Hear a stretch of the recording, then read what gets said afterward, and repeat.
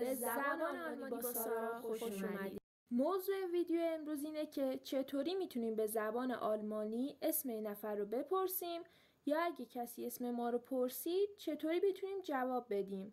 3 مدل سوال و جواب رو قراره که امروز توی این ویدیو یاد بگیرید.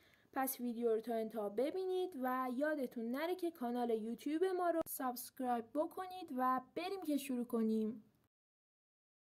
مدل اول رو شروع می‌کنیم.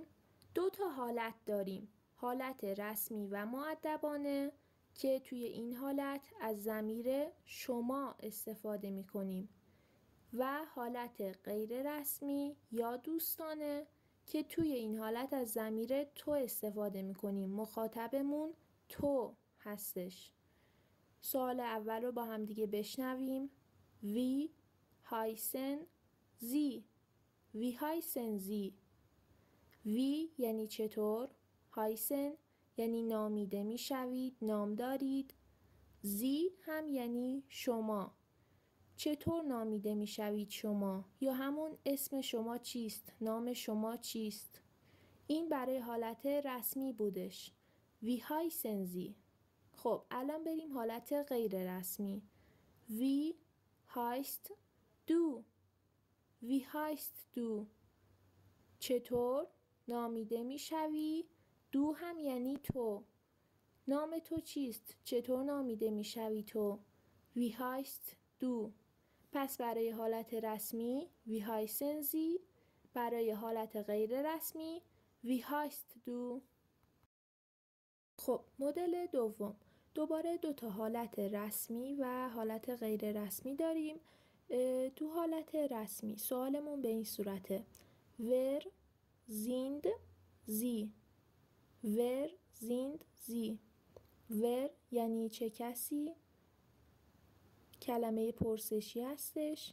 sind sind و بیست که توی سوال پایین میبینید اینها در واقع فعل‌های توبی هستند، به معنی بودن هستش که حالا بعداً توی ویدیوهای بعدی بیشتر در موردشون توضیح میدیم. پس چه کسی هستی؟ زی هم یعنی شما.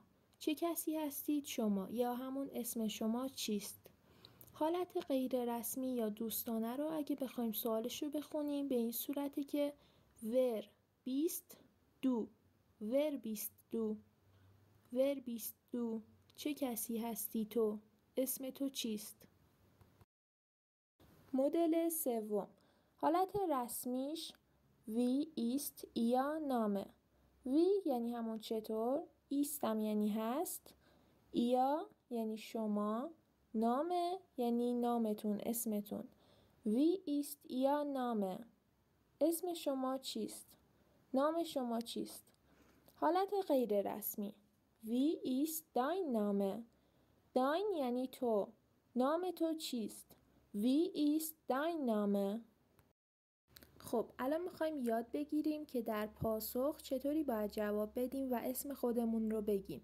همینطوری که میبینید 3 تا حالت وجود داره و من نوشتمشون. حالت اول ich heiße جای خالی، ich heiße جای خالی. ich یعنی من. دقت کنید که ش رو به یه حالتی میگیم که انگار لبخند داریم. ich یعنی من، heiße یعنی نامیده میشوم و بعدش اسممون رو میگیم. حالت دوم ich bin جای خالی، ich دوباره یعنی من، bin یعنی هستم و بعد اسممون رو میگیم. حالت سوم mein Name ist جای خالی، mein یعنی برای من، مال من، ضمیر ملکی هستش. نامه یعنی نام، اسم. ist هم یعنی هست، اسم من هست و بعدش اسممون رو میگیم. mein Name ist جای خالی. به این نکته توجه کنید که اگه سوال به حالت رسمی پرسیده شده باشه در جواب نام و نام خانوادگیمون رو بیان میکنیم، ولی اگه سوال به حالت غیر رسمی پرسیده شده باشه فقط اسم کوچیکمون رو در جواب میگیم. برای مثال اگه سوال به حالت رسمی باشه میگیم ich bin سارا پوریانزاده. به حالت غیر رسمی باشه ich bin سارا. خب ویدیوی این جلسه هم به پایان رسید. لطفاً لایک کنید و حتما سابسکرایب بکنید و توی ویدیوهای بعدی دوباره همراه ما باشید.